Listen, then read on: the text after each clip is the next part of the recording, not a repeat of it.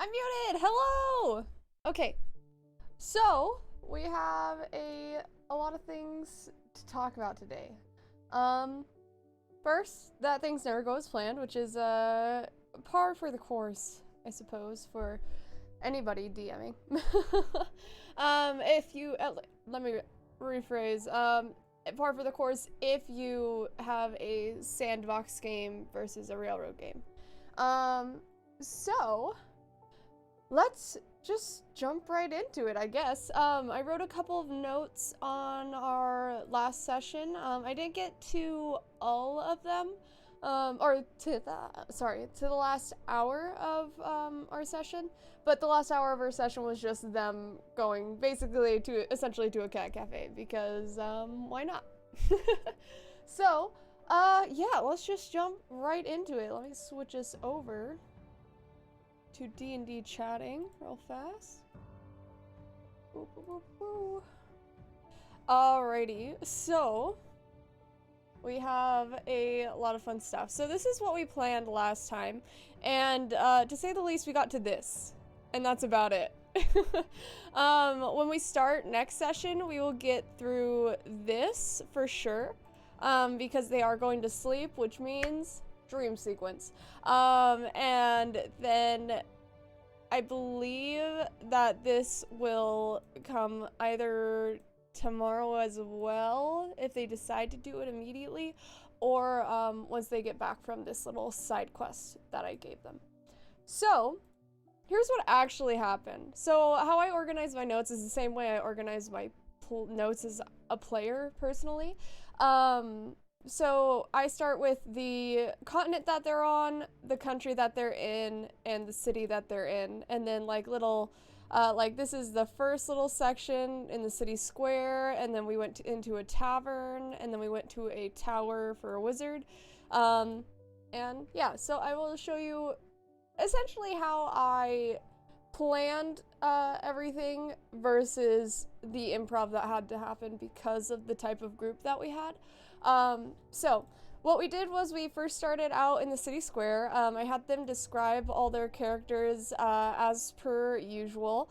And we had them, we also had the scene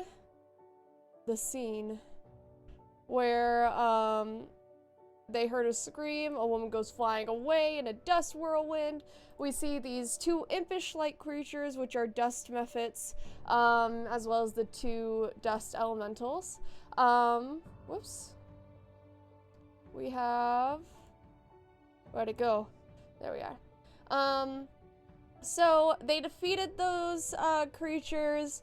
To note, Oriana did not engage with them until they started attacking her. That's probably because in her history, she comes from a family that doesn't really help people out of the good of their hearts. They only really help people when it's A, convenient for them, or B, good for them to get that person into the cult that they're in.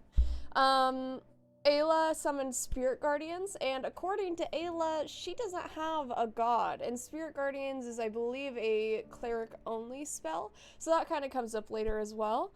Lisbilda used her two musical accoutrement, and Cass, we got to show off a little bit of his healing abilities from being a werewolf dude.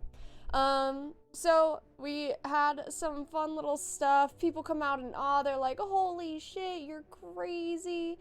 And a merchant came by and grabbed them by the shoulders. So this was not planned, but it was necessary because nobody was talking to each other. Absolutely nobody. They were having a hard time, I think, because all of their characters are loners, which is a little difficult to deal with when you're starting a campaign. And they were all they all had kind of secretive backstories, to some extent. So I made up this merchant on the spot to come in, grab them by the shoulders, offered them to buy them a drink, and looks a little drunk himself. We called him Seeger. He says he's gonna go say hi to some people because he decided to buy drinks for everybody who was in the square. Lizbilda said she was part of the Melody of Myth, which is the troupe that Oriana had a friend in that troupe at some point. And Ayla offered for everyone to travel together for the foreseeable future. Seeger comes back and is like, hey guys, what are you up to? Seeger questions her on spirit guardians, and the fun thing about that is that Oriana did an insight check and was like, who's telling the truth? And they're both pretty sure that they're telling the truth about spirit guardians being a cleric spell and not being a cleric spell. So I think that as we get into this game, we are going to see a lot of Ayla questioning where her magic comes from. Just because she doesn't believe that she's a cleric. Okay, so I do have to take a call real fast, so I will be right back and then we'll hop back into this. Give me 1 second.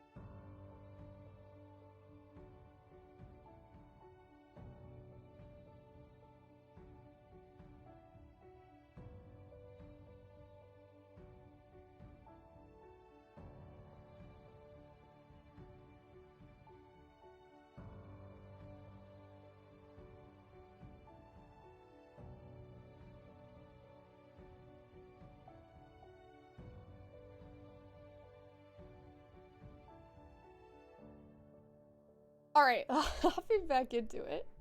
Hi.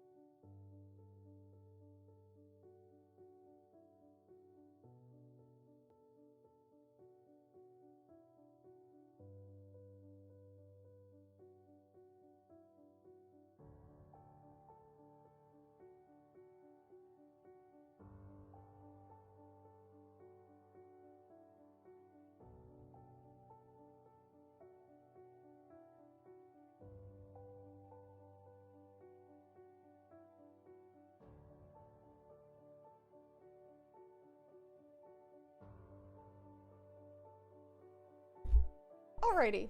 Sorry about that. I'm back. Okay, let's get back into it. So, they're offered a job with a wizard by this dude, Seeger. And the reason I did this is because they were having a rough time talking to each other for the most part as players. And so I just invented this character, basically as a way to get them started. I didn't realize that all of them would be not just so secretive, but so kind of antisocial to some degree. So I created this character, Seeger, in order to give them a way to interact with each other by using myself essentially as a conduit for conversation. So he offers them a job with a wizard. He offers them some other jobs, but it's basically like, if you want something a little bit more challenging, wizards are the way to go. She's located in the northern district near the coastline in a tower. Everyone goes out and Cass puts the fanciest liqueur that they have on Seeger's tab. And the bartender's like, yeah, he can afford it. Sounds good. So Irene, her tower is hexagonal, which is different from the round towers. The inside has stained glass that gives off a glow or reflection as though you're underwater. And the stairs kind of show a depiction of the passage of time for a certain character, which is Irene, of course. And this is important because I want Irene to be a divination wizard. I want her to know things a little bit better and more naturally than the characters do. It's kind of as a way to... Sorry, I need a blanket because I am always cold perpetually. So I want her to essentially be a conduit for the characters to be curious about each other. And honestly, not all of them have a very good moral compass, so it'll be interesting to see if they use like some magic at their disposal to go ahead and essentially look into the other characters' backstories. It is possible that some of them may use magic or their own informants or what have you to look into their compatriots. If they do that, I would love it because that would make things very interesting. But if they don't, no big deal. So they go into the library where she's working. Irene notices that she has a hard time looking away from Lisbilda. So this is important because as we talked about earlier, let me pull it up. All of the characters have little abilities that they've been given. Where is it? Here it is. So hers is that she gets attention basically wherever she goes, whether or not she wants it. So this was important for Irene to notice, because if a powerful wizard notices, you know that it's kind of off center, that it's not something that is normal. Sorry. She basically asks them what they've faced before. Cass is like, I just punched a tornado back there, and he keeps hitting on that beat right there. So we've kind of at this point got a lot of people who are not willing to give up information about themselves, personal information, but that are pretty okay with being reasonably straightforward, except for Cass. Cass is just like, I can hold my own, you don't need to worry about it, I'll take care of myself.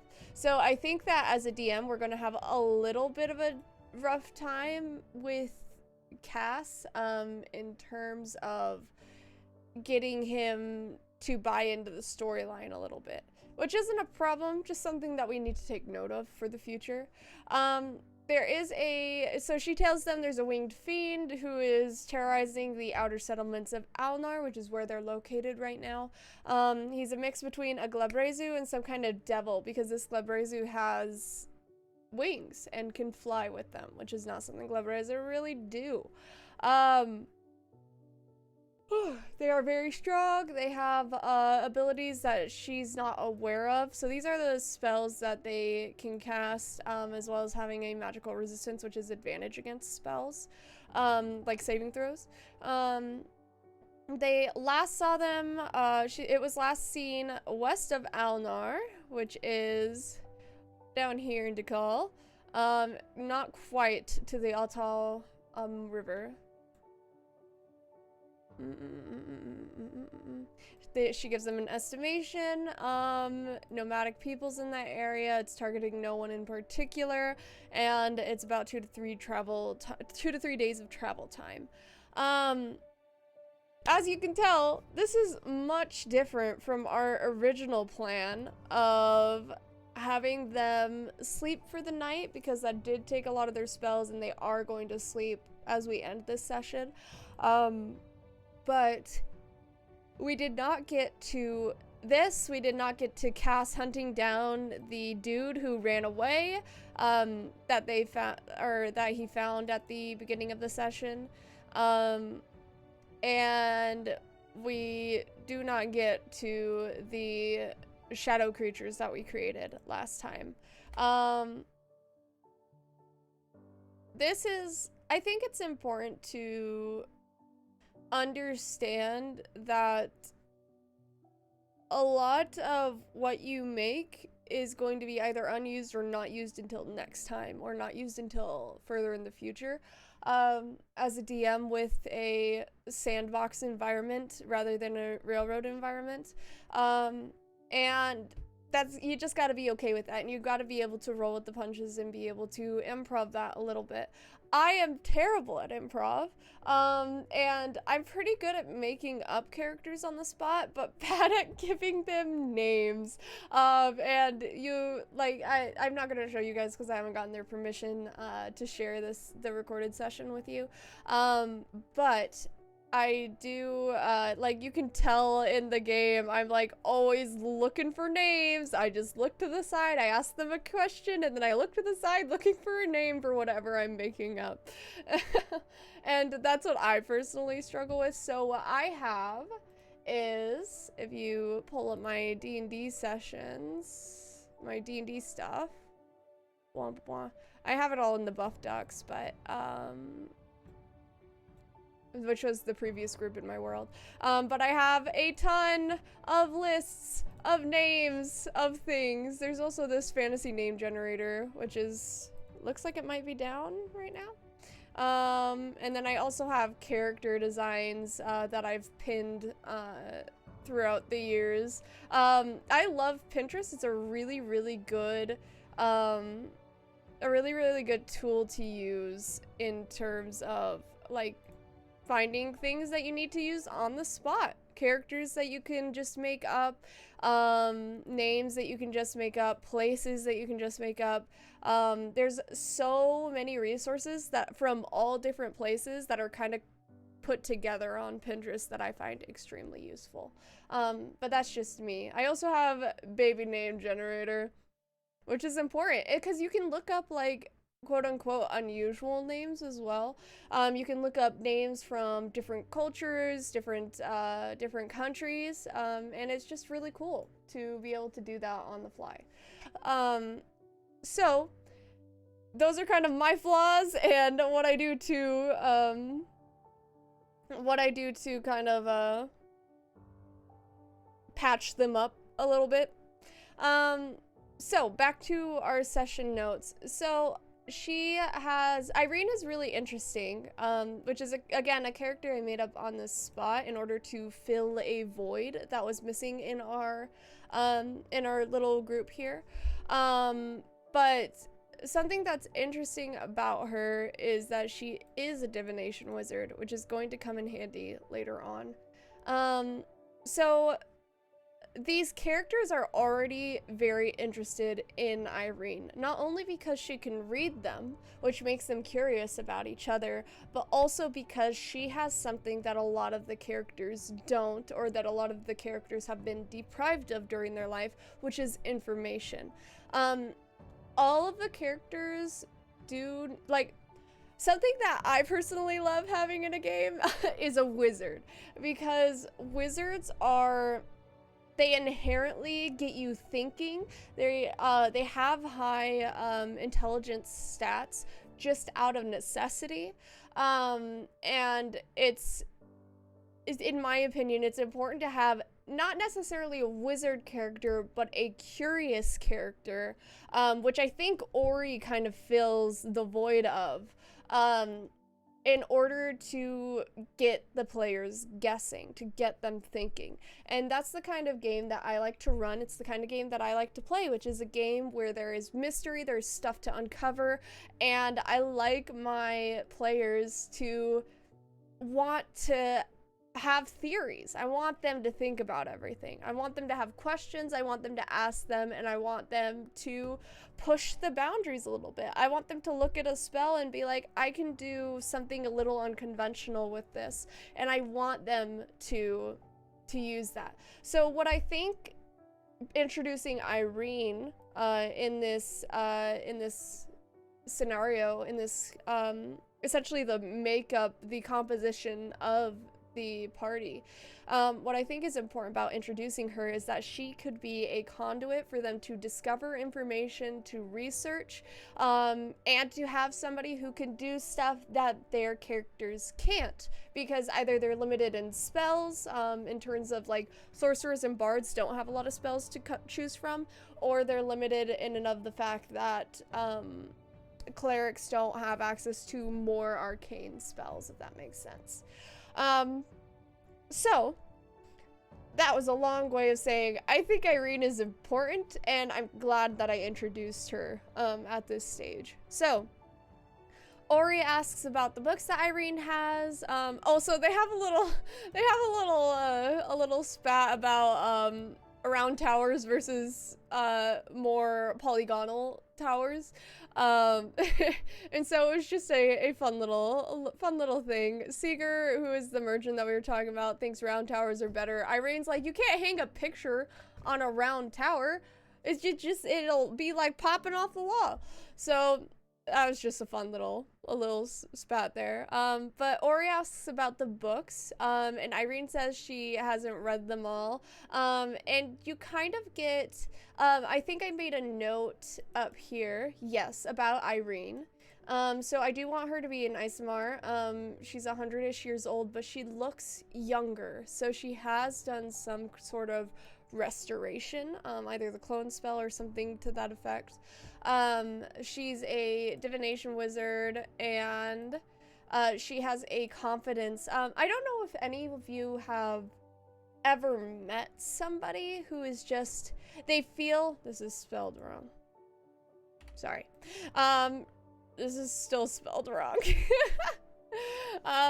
So somebody who is just so knowledgeable that they're intimidating, that they feel untouchable, that's the kind of person that she is, and that's the kind of feeling that she gives off. So it's important that Ori is interested in the world, because Ori has been essentially cut off from the rest of the world for basically her entire life. She hasn't gotten to learn a lot about the world and about different magics that are out there, different theories, things that are controversial in the quote-unquote normal world. So Irene hasn't read them all. She's afraid they won't live up to their potential, so she avoids reading some of them. This isn't, I think it's important to give your NPCs flaws. Irene has a fear of the future, which will also, I think, in the future bend her to be a little bit more empathetic and sympathetic with the party, which will make her want to help them in the future. She has a lot of books that a lot of people wouldn't agree with, and this is kind of based in the idea that she thinks learning from people's mistakes and learning from people's ideas that you don't agree with helps solidify your morality and helps you learn from people's past mistakes. So we had a little discussion on the most controversial book was what somebody asked, which one it was, and she was like, using the dead to reduce, reuse, and recycle, essentially dead bodies. And one of them brought up reduce, reuse, reanimate as the title, and that is what the title is now. It's set in stone. So Ori comes from a bit of a messed up background, so she's like, wow, that's the most controversial. And it's like, reanimation in and of itself isn't really controversial to those in the wizarding realm, especially those who adventure. But it's more like whether people it discusses the morality of using people's dead bodies without their prior permission. And it's like the idea of whether they deserve a proper burial, whether they're good or evil. It gets into those kinds of ideas, which of course we didn't get super into, because, sorry, I have to sneeze, holy shit. But it's not something that they're probably going to get into later on, but it might. So the overarching of the campaign, right? It's going to be very fiend central. So fiends, especially devils, make contracts for people's souls, and if you aren't already aware, but fiends are the contracts that people make for their souls. Those souls start out as basically these mounds of flesh in the nine hells. I can't remember what they're called, but they're essentially like low intelligence beings trapped in the flesh prison that has less autonomy than we as people do, and it's kind of like a little bit of a miserable existence of essentially eternal pain and suffering. Sucks. So it's what this idea kind of plants in their minds is the idea of whether or not people who are already dead get essentially rights, for one, and for two, if they're evil, deserve everything that's coming to them. Now I have my personal opinions about that, but that doesn't necessarily mean that they will have the same, or that their characters will have the same opinions as what is going to be presented into the world for them to contemplate. So I think it's important to establish a baseline of what is morality in your world, as well as establishing a baseline for them to determine what morality is to them. So yeah, she recommends a place called the Cat's Meow, which is basically, it's a cat cafe. It's necessary. And I didn't get to the rest of the session notes quite yet. I didn't get to finish watching the recording we did. But they go to a magic shop called Emery's Finest. They get these, oh my gosh, what were they called? Hang on, let me check. They were called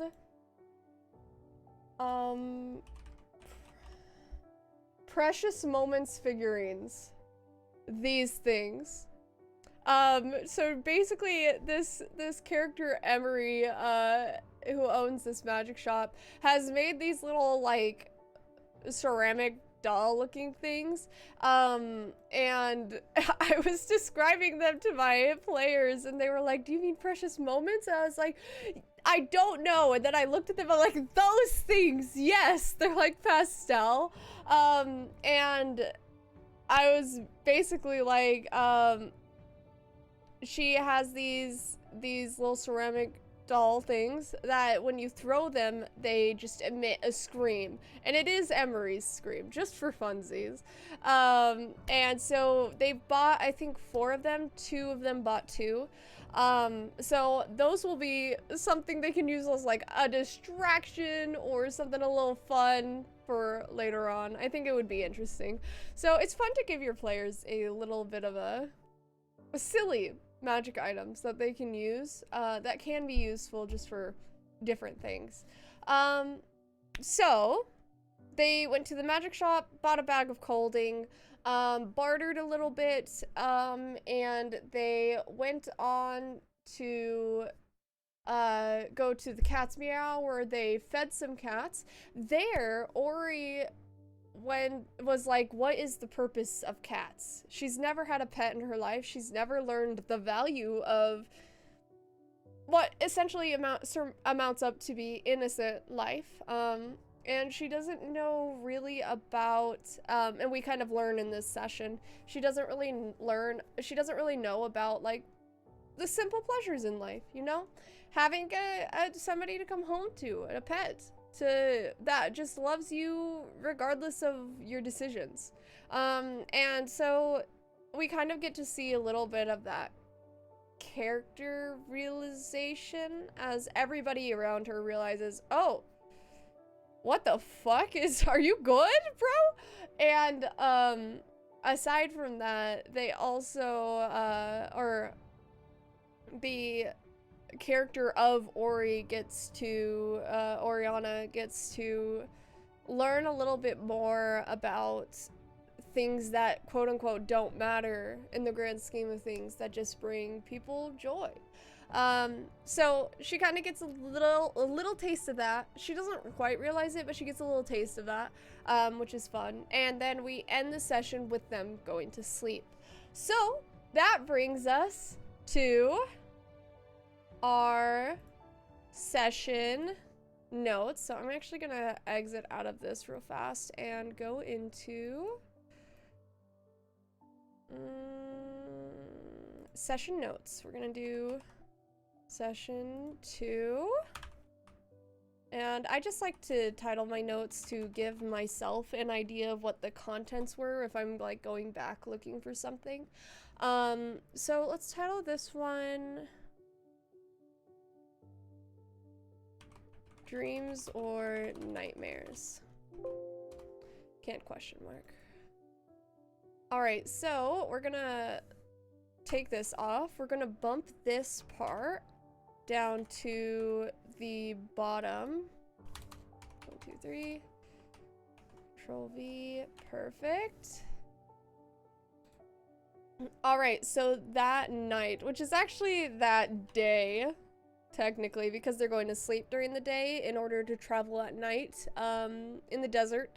It's important because essentially, if you travel during the day, you are getting rid of a lot of necessary fluids, which can result in heat stroke, but you are also opening yourself up to an excessive amount of sun, which can result in skin cancer. So you travel during the night and you sleep during the day to conserve energy, conserve water.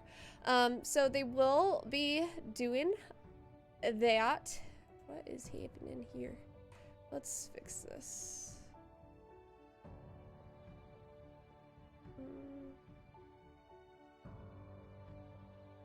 Okay, what's going on here? There we go. Oh, they blah, blah, blah, blah, blah. Okay, I understand what I was trying to write there. So these are going to be, this is going to be info that they may or may not find next session, which is essentially there's a mine that they could break into that's been decommissioned because there's creepy creatures in there that aren't worth fighting. And so they've basically just trapped those creatures in there, and those are the shadow creatures that we made last time that we talked about D&D.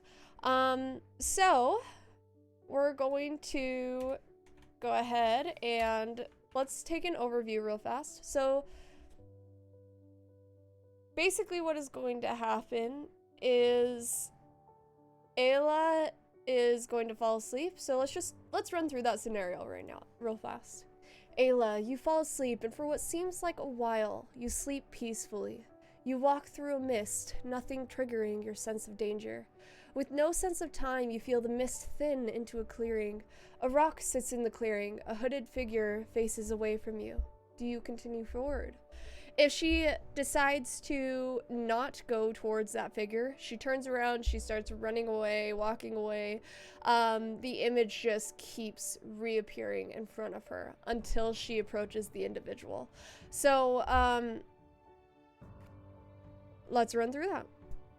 You look into a familiar face, Kai, who is one of the tieflings that saved her in her backstory, and it has been asking her for, essentially, tasks her with getting information, getting items, hurting people, if she feels that it is morally acceptable to some degree.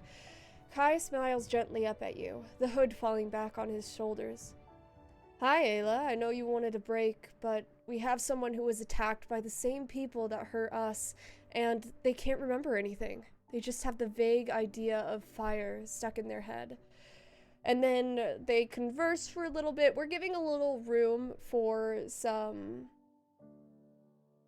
role-playing to happen, as a TTRPG does. We might be able to bring back their memories, but we need some components. There are fire opals in Alnar.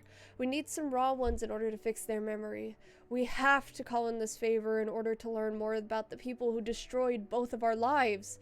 And so there's a sense of somewhat urgency to the situation, as well as a call to action, as well as a reason for her to be invested in the situation.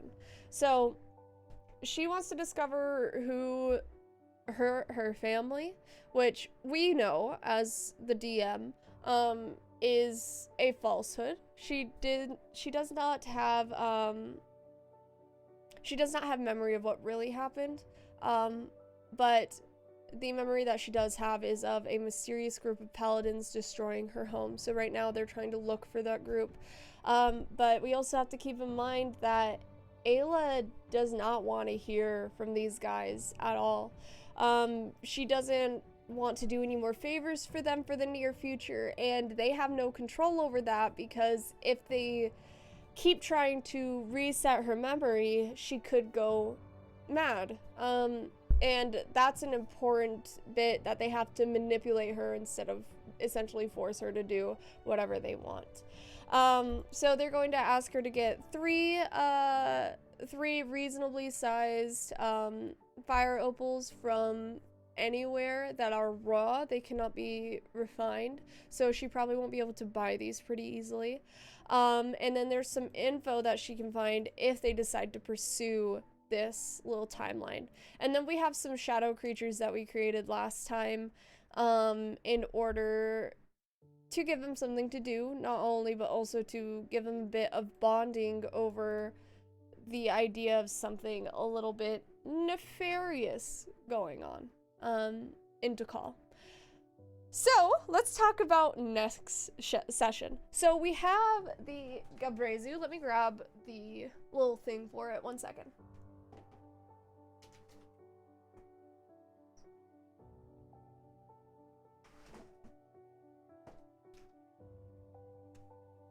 Monster cards. Blah, blah, blah. Blanket. I am just perpetually cold. So we have the Glabrezu, something that does not have wings, and to our players has been described as having wings, which means that either it's got some weird new powers or it's a mix with something. I want it to be a mix with a devil. I want this to be very fiend-centered. I'm not sure if I want it to be... I think I want it to be more devilish, like the campaign itself be more devilish heavy rather than demonic heavy. So let's go ahead and talk a little bit about this. So the Glabrezu has a couple of abilities. It has a +5 strength, +2 dex, +5 con, +4 intelligence, +3 wisdom, and +3 charisma. I'm going to actually go ahead and just pull up the D5E. Perfect. All right. These are the stats that we're dealing with right now. Oh, that's so convenient, actually. Ooh, I found something about D&D Beyond that I like more than everything else, which is surprising. Oh, that is so convenient, actually. So we have a creature that is essentially not, I'm gonna say probably not insane. Relies more on brute strength rather than its intelligence for the most part.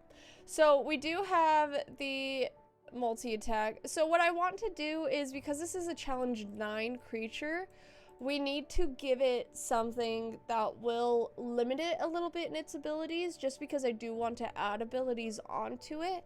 And we need to add some stuff on there from a devil. So let's go ahead and pull some stuff up. Oh, did not mean to pull that up. Let's pull up NPCs, monsters, monster cards. So we'll copy paste the monster card, and then we'll do this Glabrezu dash question mark, which we can't do a question mark. So we'll do Glabrezu dash real fast. Let's go ahead and copy over some of the Glabrezu stuff. Doot. Perfect. Before we do that, I kind of want to find Devil's 5e. Let's look at, Devil's 5e CR.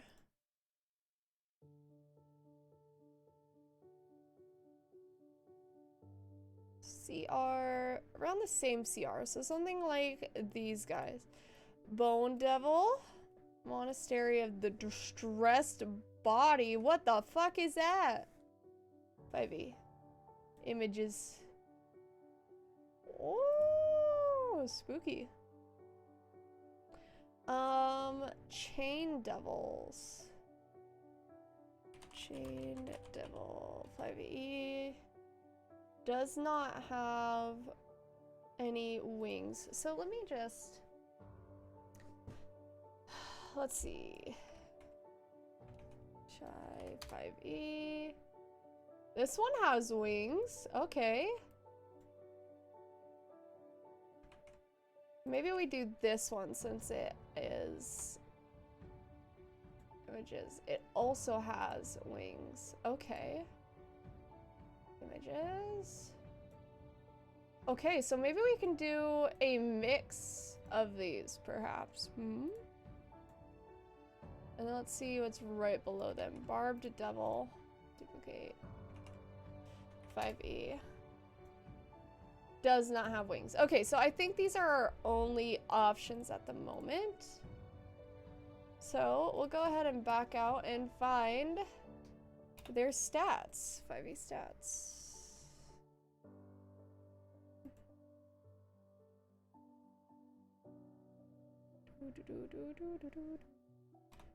5e stats.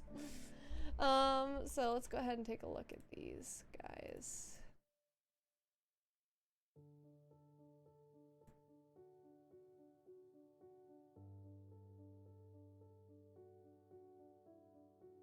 I just don't like the formatting for that one. Okay, this one's formatting's a little bit more readable.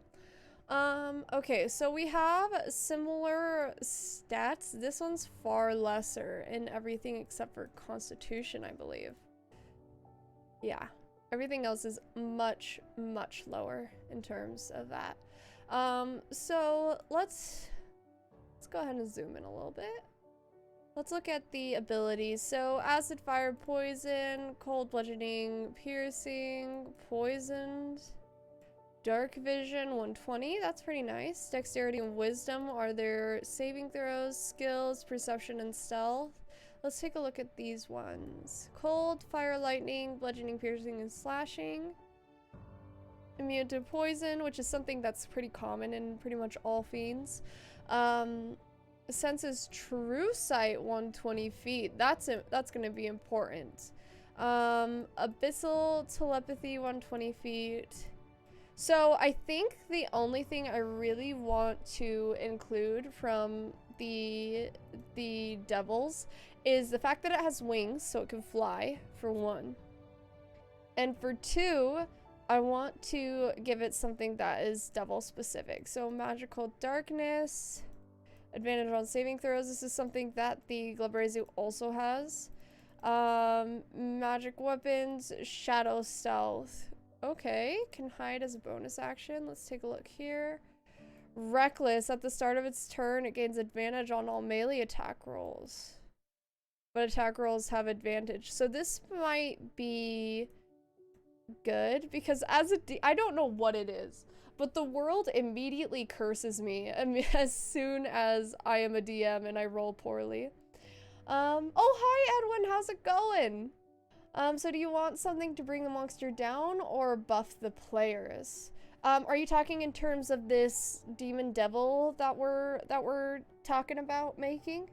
So I kind of want something to basically show that this this demon devil combination is a little weird. There's something that's inherently wrong with it. I kind of want somebody to have been experimenting on demons and devils, which may come into play later if they decide to pass through. There's a city in Tavasvaria that is demons and devils. Negrepta. I can't talk.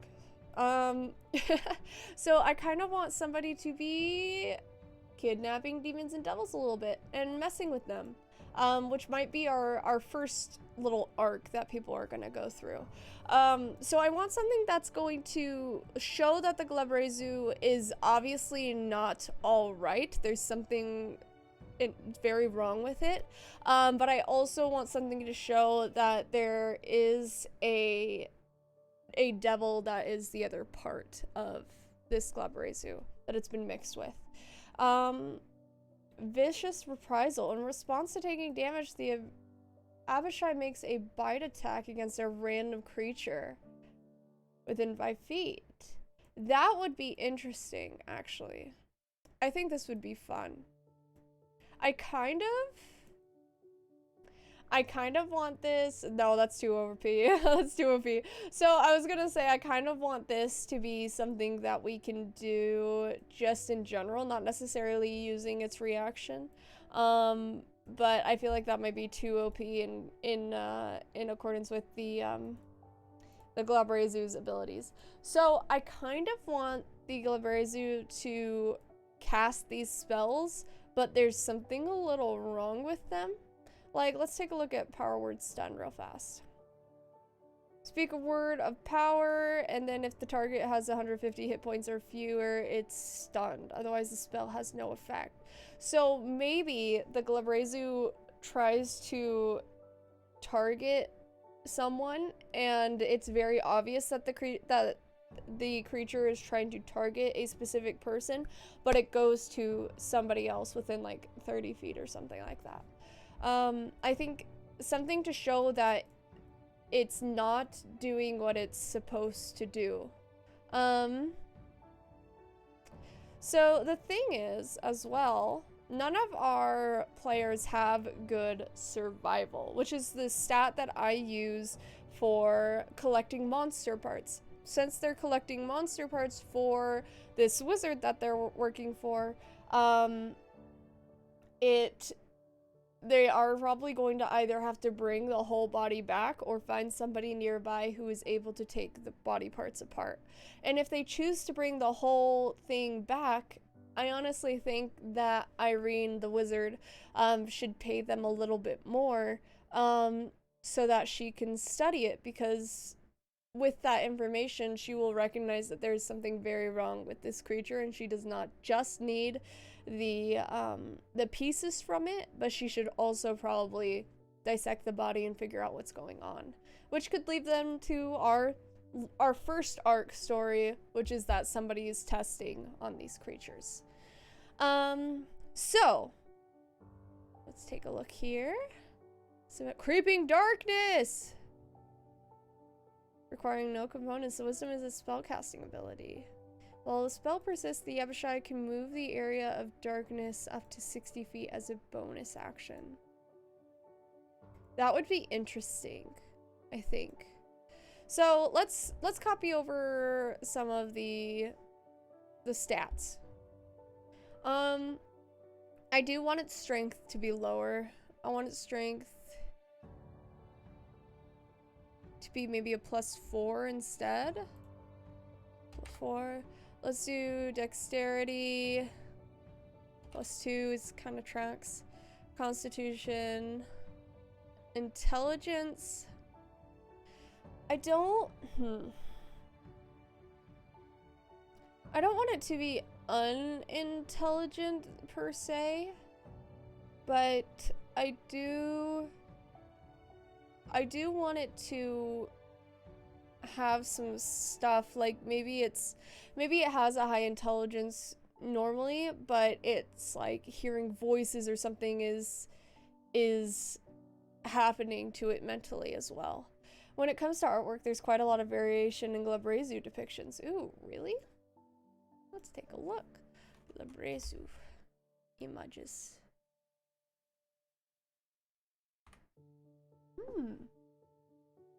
They all seem to have pincers and little T-Rex arms underneath. But yeah, you're right, which makes sense to some degree, because there would be, on the different layers of hell, there would be, oh, this one has like a person. Do the other ones have that? No, they don't. Where did it go? Where is it? Where'd it go? This one has a dude in it. What other ones had a dude in it? There's another. That one had a dude in it. That's interesting.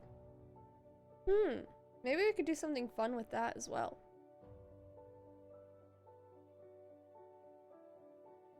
Second edition Planescape looks kind of funny. Good doggy. Okay, what's second?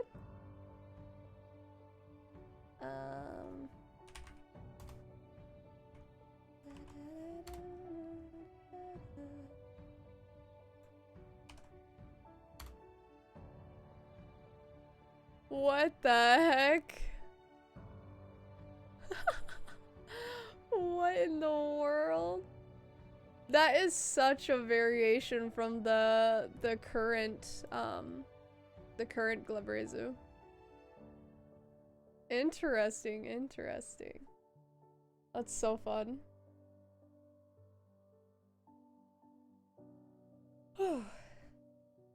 Sorry, I have like dying.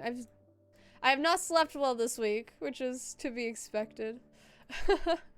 Okay, so let's do maybe a slightly lower intelligence. And then a wisdom +3 should be fine.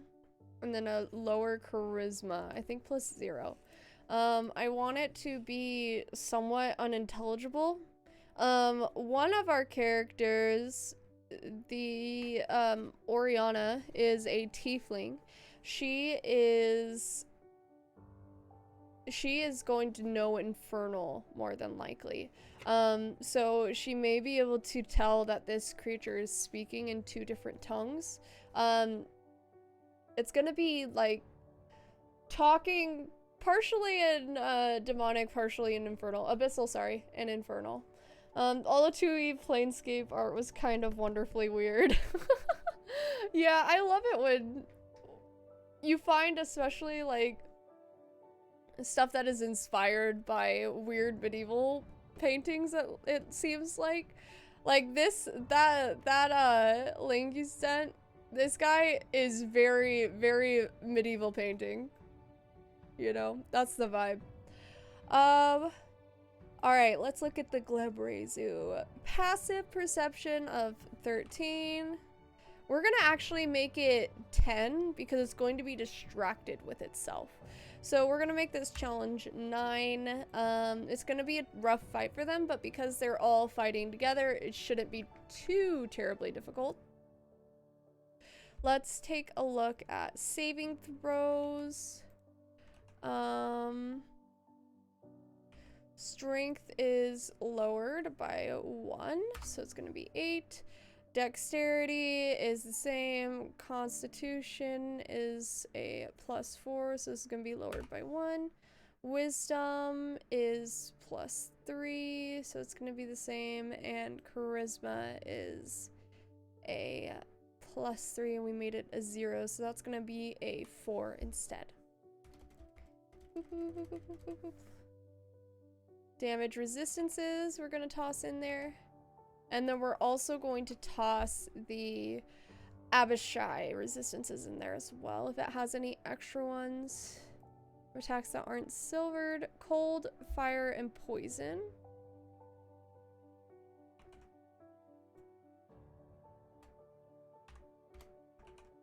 Immunities. Let's look at this one. Acid, fire, and poison. I kind of want to do acid instead of cold. I think we're gonna look at the Black Abishai first. Let's do acid. Because I just think my players would have more cold spells than they would acid spells. So I think we go with this. Condition immunities, poisoned. I think that's pretty much normal across the board. Dark vision 120 feet. Passive perception is higher.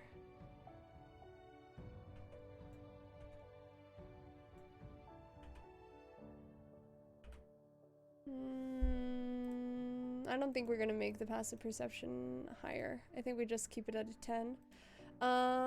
Saving throws, dexterity, and wisdom. I think we just keep the Glebrezu's one. And then the skills, perception +6, stealth +6. But in our case, the dexterity is a +3. So, and our wisdom is +3. So this one is going to be +5 instead. Actually, no, it should be 6 and this should be 7 if we're talking about, what is it called? I know what it's called. 1 second. Let me pull up my character sheet. Proficiency bonus. That's what it is. Oops. Cancel. Exit out of that. Okay. Languages. Draconic and Infernal. Interesting. So, languages are going to be Draconic, Infernal, Abyssal. Telepathy, 120 feet. Let's take a look at languages, Abyssal, and Telepathy. Perfect. Whew. Devil's Sight. Magical darkness doesn't impede the Abishai's vision, which is important. Magical resistance, which we're going to take from the Glebrezu side.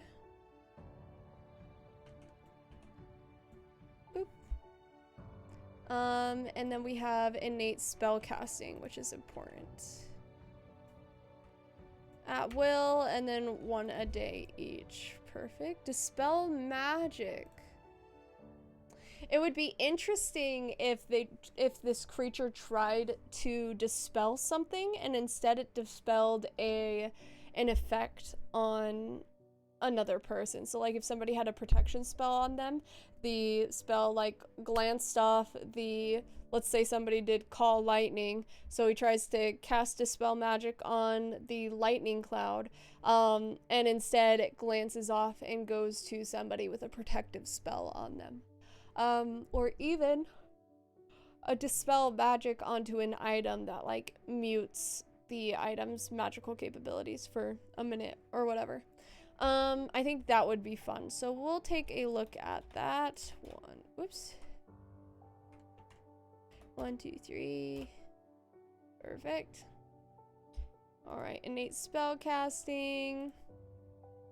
And let's look at these actions. So these are going to be fun. Our my brain isn't working. Our werewolf boy sustained basically 0 damage in our last fight. And by the time that they all got into the tavern, he was completely healed up because he regains hit points at the beginning of every round. So I want this to hurt. I want this to hurt a lot. So we will see exactly how much we use on this, but I do want this creature to use more physical attacks than magical attacks, especially because if you think about like sorry, yawns aplenty today. If you think about spells like Feeble Mind and other spells that make you confused to some degree, those spells don't let you spellcast.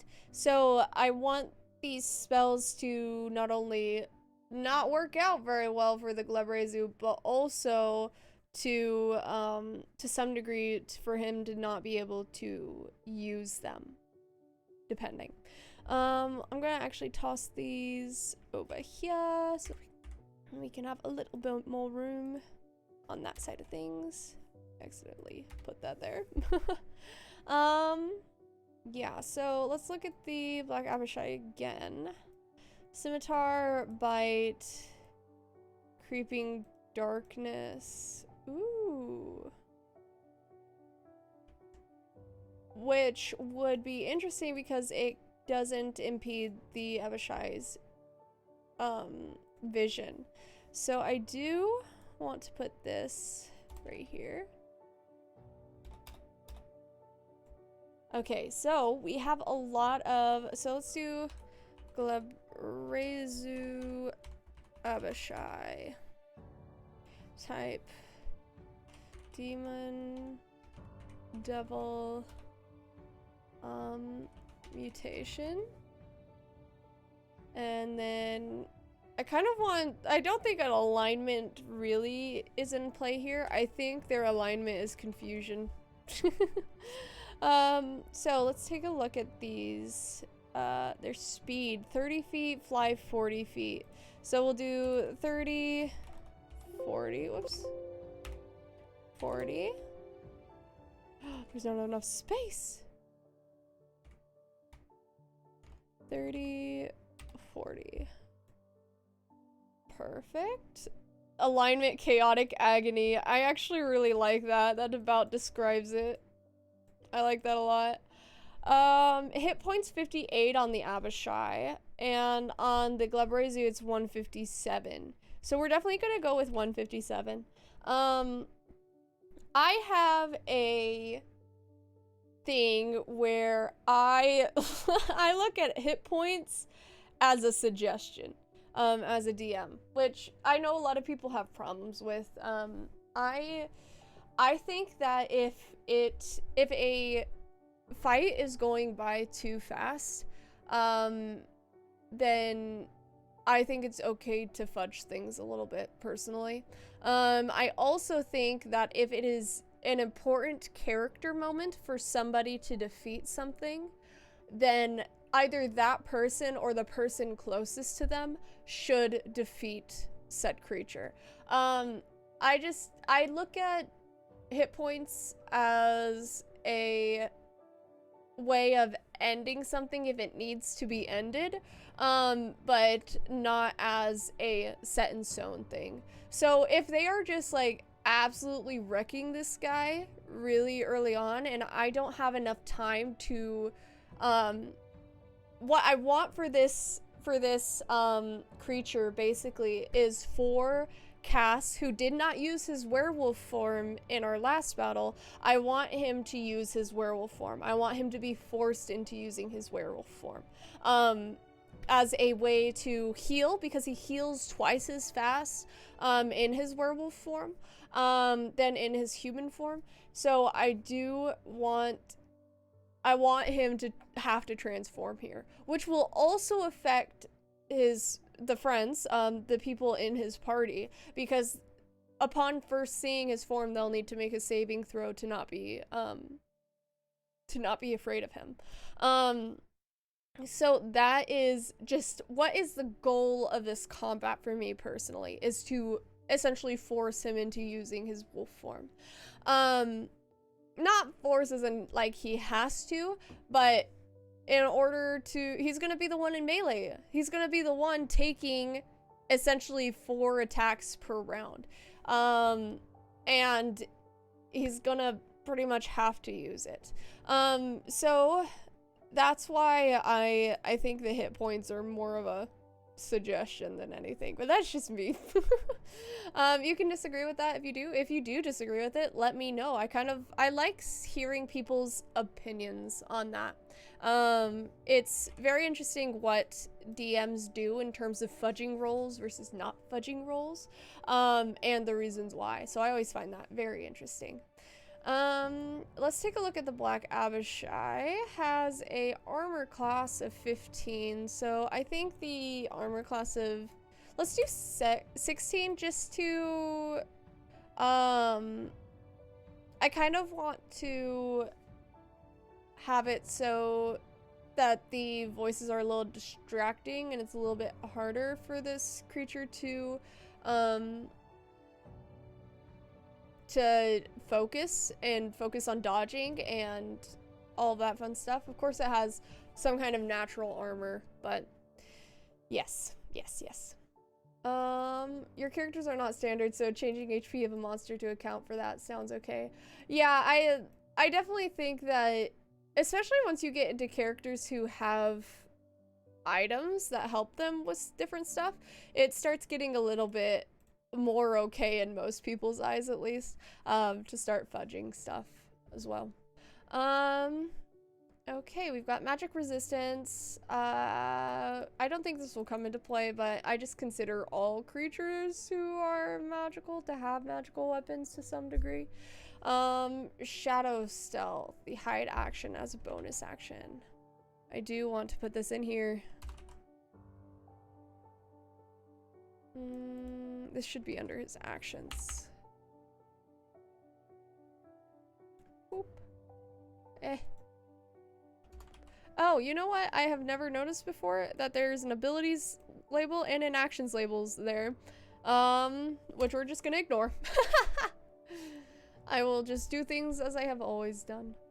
Mordenkainen and Stone Foes, cool. The Abishai can cast darkness.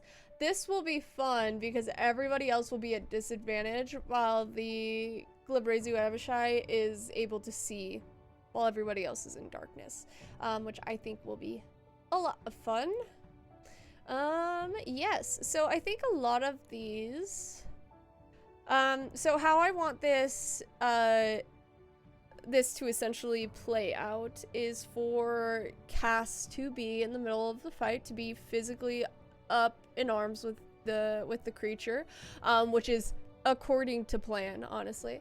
And then I want the creature to use its magic, except for darkness. I want darkness to be accurate to some degree. Maybe it's like off center from where they're pointing, but otherwise I want it to be relatively untacked. But I want everything else to have a little bit of weirdness to it. So I'm actually gonna copy all this fun stuff down here, and let's come up with some fun little things for this. So let's do innate spell casting. And let's do the at will stuff first. Boop, boop, boop, boop. So, darkness. Detect magic. And dispel magic. So, darkness is going to be slightly off center from where it is intended to be. If your fudging causes your players to spend a lot more resources that they cannot easily recover, you might have to keep that in mind. But with the werewolf having regeneration, his HP is not a hard resource that is hard to recover. Yeah, exactly. So, also this is going to be more or less the only creature that they're fighting. So they're not going to have anything that is going to be after this, so any resources that they expend are going to be pretty easily recovered in the next couple, or in the next day or so. So that is also something to keep in mind. When I don't, like, as a DM, I play the NPCs as though they are trying to kill my players, but as a DM, I make side quests and things like that. I keep in mind that they are not supposed to die here, frankly. They may go down once or twice, but they have a couple of characters who have healing spells, and they have some, what are they called? Healing potions that they just got. So for me, this encounter is not intended to kill them. It is just supposed to essentially tip them off that something isn't right and that somebody is doing something, but they're not sure what. So this is what this fight is supposed to be, and also the shadow creatures fight that we made a week ago at this point. So detect magic is going to works. I think it should works, but does not portray the correct school of magic.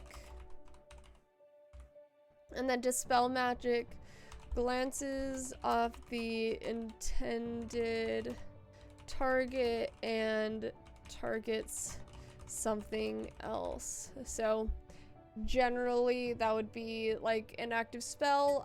Also, if there are no active spells, Lisbilda, she has a cantrip that we made that she can basically get her all of her magical her music items, and they float in the air around her. So that would be something that we could dispel, and maybe one of her udus, which are those, she has little jars. They're like jugs that you kind of hit like a drum, but it's look up udu, UDU, and you'll see what I'm talking about. But so maybe some of those break, she has to get them replaced, something that maybe conveniences them a little bit more. And I also think it would be interesting if it targeted like defensive spells as well. And then let's look at the 1 a day each. Confusion, 1. Confusion, fly, oops, and power word stun. So fly is not going to come into effect here because it's going to have wings, so we're just going to delete that. And then confusion and power word stun maybe does not hit the intended target, something like that. Let's do confusion, power word stun. You speak a word of power that can overwhelm the mind of one creature you see within range.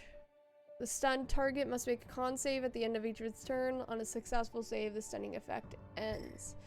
The only character that really has a high constitution is Cass, our werewolf. But this creature is probably going to target Cass. So I think we need to make a decision on whether or not it affects the intended creature, but the effect is not what was intended, or if it does not affect the intended creature, but the effect itself is accurate to the spell. So that's something we need to determine. And then the spell assaults and twists creatures' minds, spawning delusions or provoking uncontrolled action. Each creature in a 10-foot radius, centered on a point you choose within range, must succeed on a wisdom saving throw when you cast the spell or be affected by it. At the end of each of its turns, it can make a wisdom saving throw. So maybe the creature tries to target Cass with this, realizes that it doesn't hit the intended target, and decides to power word stun somebody else, which then bounces back onto Cass. We'll see how that works. So does not hit the intended target and does not hit the intended target. I think for both of these. Yes, and then we have Creeping Darkness, which we know he can already cast as well, but cast Darkness at a point, so while spell persists, the Abishai can move the area of the darkness up to 60 feet. Interesting. I don't think I want to change that particularly. But I think these are the unintended side effects of our spellcasting that we have here. Okay. Now that we've got that all figured out, unless anyone has any more suggestions that we could use, I think we'll save this real fast. Yes.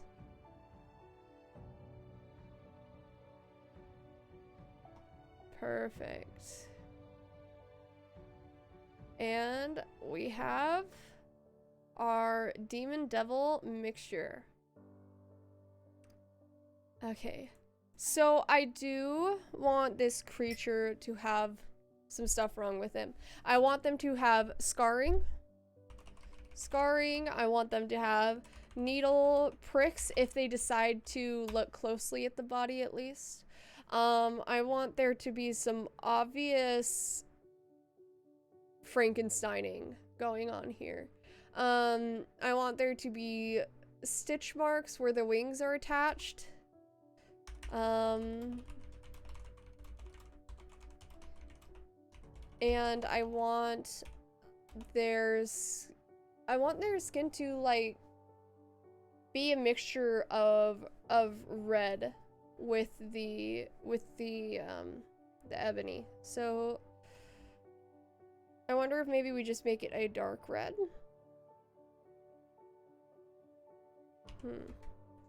Or maybe there's like a marbling going on to some degree.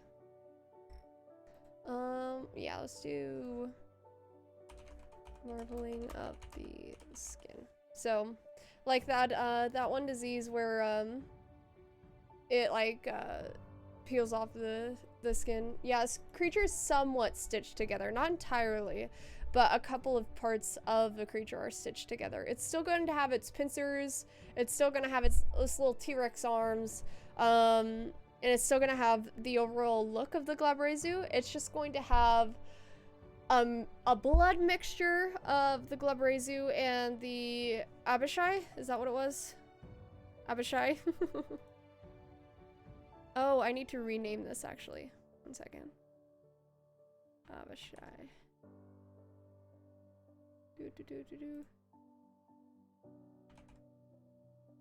Perfect. I wanted to have different features from the Abishai, but the main part is Glabrezu, which is why it's taking most of the abilities and stats from the Glabrezu.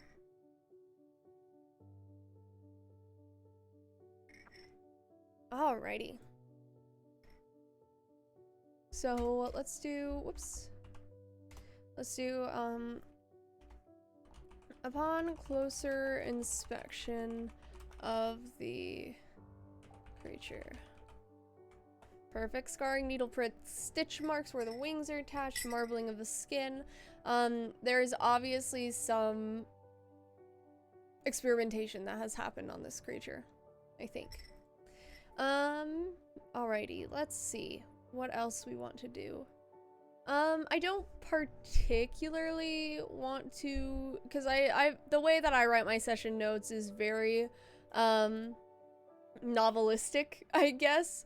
It's not quite cinematic, because I feel like cinematic, stuff is a little bit more shorthand. But I do like writing mine a little bit more, like you would a novel. So I will probably do that off stream just because I know it's pretty boring to hear me mumble to myself. But maybe at the beginning of tomorrow's we can go ahead and just do a little overview of what I wrote. And we'll do a little review of that. I think that we have done all of the prep work necessary for this next session. Tomorrow I want to go over what I write for this, for one. But for two, I'm also going to talk about music and how I use it and how I personally organize music. And it's going to be... it's probably not going to be available after I stream it tomorrow, just because it's going to be using some copyrighted music, more than likely. I don't know what exactly in my list is copyright, but I will show you guys the titles and everything so you can look those up if you would like to. But yeah. If the players notice the stitch marks attaching the wings and a player specifically says they are targeting that, maybe if they do more than a certain amount of damage, the wing comes loose and is no longer usable. That's interesting. So I have this philosophy in D&D that if you are allowed as a player to target something on a creature, the creature is allowed to target something on you, which usually does not turn out in favor of the players. So I do try to stay away from that, but the idea of these wings being stitched is that they are completely healed, and it's more like a transplant has taken place. So I don't know if they would fall off unless there was like extreme strenuation on the wings. But I will keep that in mind. Let's make a little note. Maybe the wings fall off after a certain amount of damage. We'll keep that in mind while... and I kind of want to play this a little bit by ear because this is going to be a revelation type combat to reveal that somebody's messing with the demons and devils and that Cass is a werewolf. So... a little not so much focused on the creature as much as it is for the others. Yes, session 1 has been played. I did a little overview on the on our session notes. These are not it. Sorry. On our timeline notes. So basically the continent, country, city, and then specific places in the city is usually how I organize my notes as a player and such as a DM. So I did a little overview of that at the beginning of the stream if you want to watch that back later. But yeah, so we did a little bit of a review on session 1. We did a review on how that compared to my notes, what we did and did not get to, and how we had to improvise because of the personality composition of the party. And then we did some notes for next session and where we're gonna start. So yeah, tomorrow, music. We're gonna talk music. We're gonna talk about the importance of music. I personally find music extremely important in a game. It helps me focus. It helps a lot of my players focus.